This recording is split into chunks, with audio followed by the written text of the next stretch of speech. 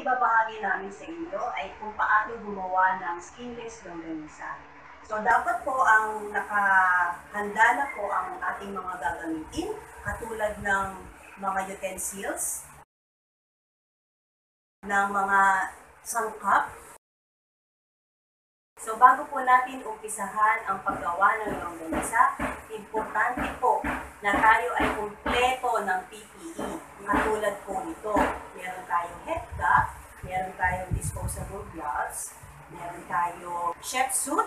Kung wala naman po ito, pwede naman pong gumamit ng apron at laboratory gown. At huwag po natin kakalimutan, lagi po dapat malinis ang ating kamay.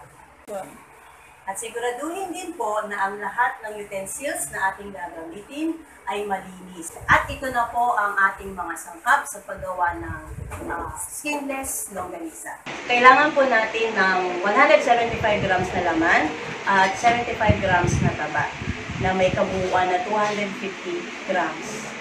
Nasa sa inyo na po yun kung gusto ninyong i-adjust yung taba or tanggalin totally yung taba. Na pure meat lahat. Kailangan nakahanda rin ang ating sangkap na curing ingredients. So, una po ay ang curing salt. Ang curing salt po ay dapat ay sumusukat na 1/8 teaspoon. Ang curing salt ay ginagamit para makapag-extend ng shelf life ng ating skinless longganisa. It also adds color. Kaya yung ating longganisa ay nagkukulay pinkish. Pangalawa po na curing ingredients ay ang refined salt. Dapat po sumusukat siya ng 1 1/8 teaspoon. Ang refined salt ay siya po ay oldest food preservatives.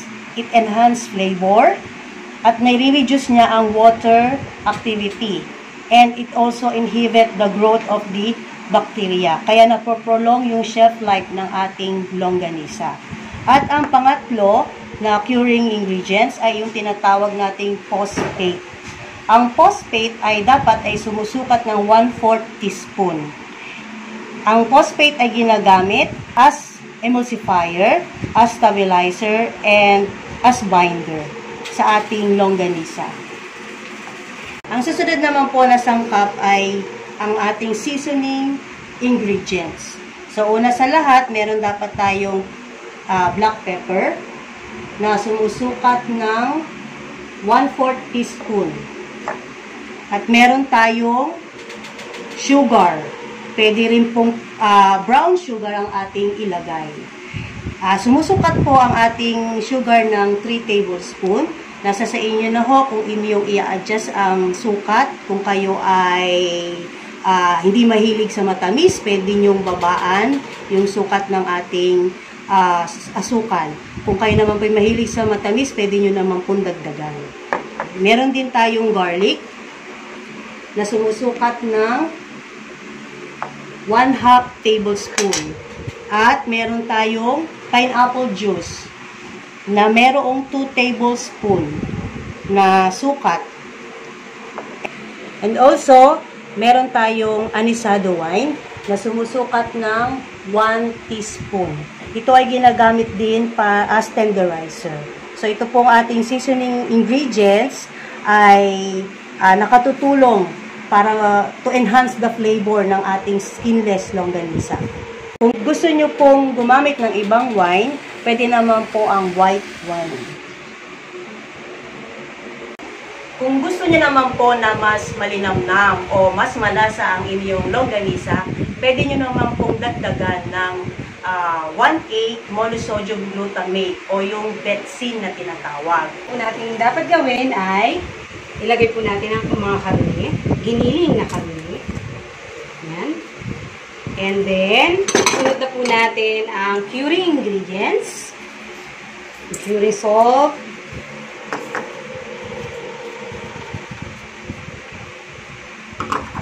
phosphate, and then yung mga seasoning. Okay, so mix thoroughly. Siguraduhin po natin na talagang na-mix yung karne sa curing ingredients. Ayan. So, inuna po natin ilagay ang curing ingredients para po talaga ma-absorb yung lasa doon sa karne.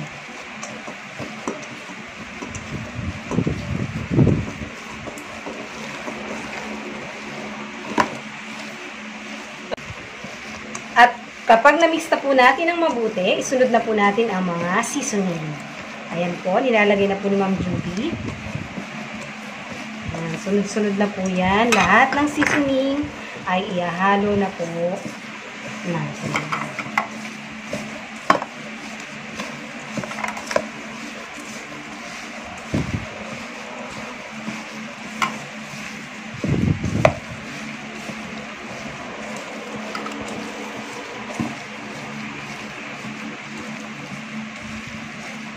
At pagkatapos po natin siyang i-mix, ilalagay na po natin siya sa paper line. Tulad po na sabi ko kanina, pag hindi po available ang paper line, ang gagamitin po natin ay ang ice candy o plastic ng ice candy. Okay? Kung gagamit naman po kayo ng plastic ng ice candy, siguraduhin nyo po na ibuhol nyo po muna yung dulo. Tulad po nito.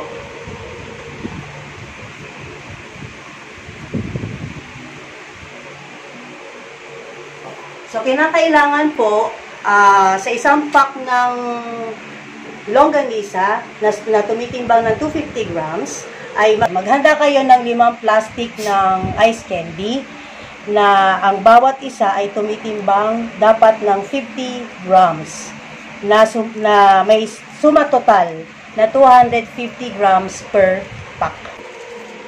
At i-insert na po natin yung stuffer sa plastic ng longganisa. At atin pong gamitan ng panulak. Okay. So, hawakan po natin mabuti, no? Yung pong dulo ng plastic para po hindi matanggal. Okay.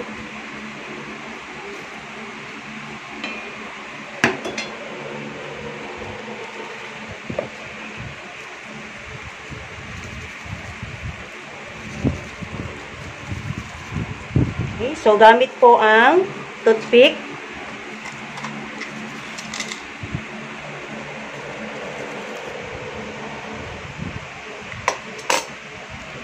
Atin pong butasin yung merong hangin para ito po ay lumabas.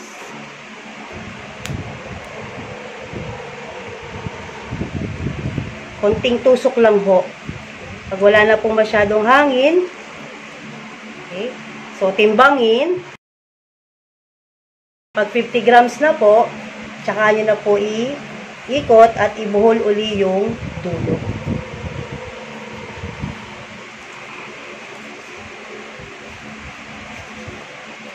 Po.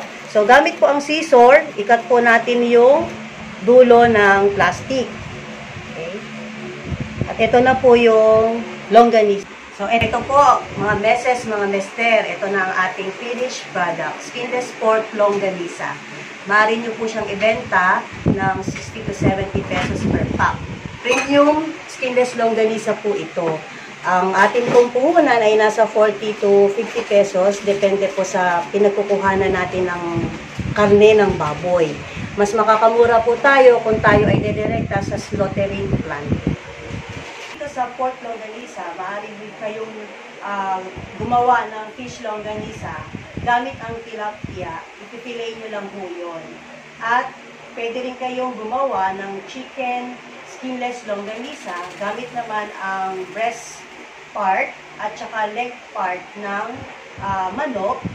Pareho lang din po ng proseso at pareho lang din po ng sangkap na gagamitin. So, mga meses, mga mister, meron na tayong pwedeng pagkakitaan yung skinless longganisa. Ngayon naman, ang amin namang ituturo sa inyo ay paggawa ng pork tocino. Pareho lang sila ng sangkap, magkakaiba lang po sila ng suka. At ang mga kakailangan po natin sangkap para sa pork tocino ay ang mga sunod-sunod. So, unahin na po natin ang baboy. So, dapat po meron po tayong kalahating kilo ng baboy na hiniwa po natin ng manipis. So, ang sukat po nito, ang kailangan ay 1/4 inches. At ang iba pang mga sangkap, ay 1 tablespoon salt, 1 teaspoon curing salt, 6 tablespoon sugar, 1/8 teaspoon phosphate. Pero po mamaya, ipapakita po natin na ihahalo ito sa tubig. 1 tablespoon crushed garlic. Ako naman tayo sa paggawa ng pork tocino. So, sa una po natin gagawin yung ating karne, ilalagay po natin sa mixing bowl. Pagkatapos po, sunod natin yung curing ingredients. Okay? So, yung ating phosphate, so gaya po na nabanggit ni Ma'am Marisa kanina, yung phosphate, i-dissolve po muna natin sa tubig.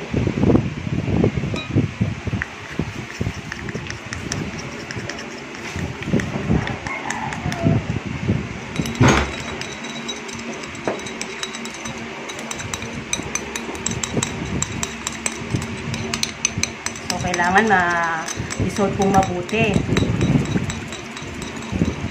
Pagka-dissolve po, pag okay na siya, ilagay na po natin siya sa meat. Okay? So, pagkatapos po niyan, isama na natin yung curing salt. Then, sundan ng salt. At i-mix na mabuti. Okay, so haluin na mabuti.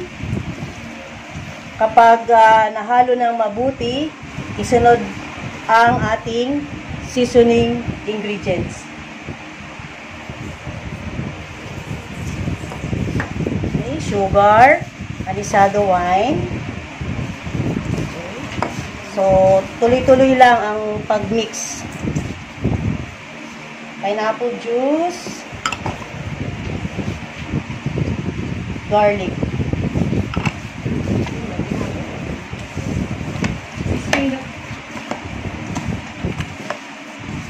Tuloy-tuloy lang ang paghalo. Siguraduhin na na-absorb na mabuti yung mga ingredients. Natunaw yung mga sugar and curing salt and salt.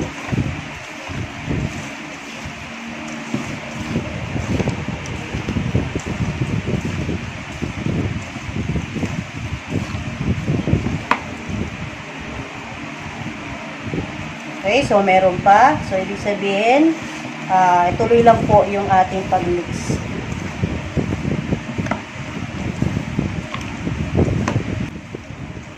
After mixing all the ingredients, so ipapak na po natin mga meses, mga mester. So, ito po yun. So, tayo po ay magpak na 250 grams.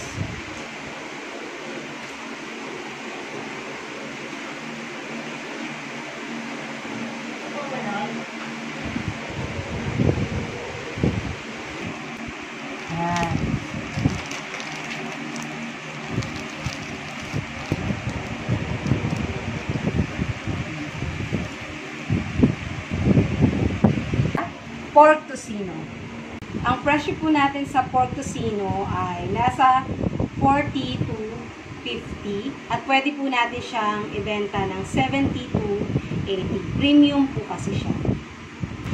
Pwede rin kayong gumawa ng chicken tocino. Pareho lang din ang sangkap at pareho lang din ang proseso ng paggawa. At sana'y nakatulong sa inyo pang dagdag hanap buhay. Maraming salamat!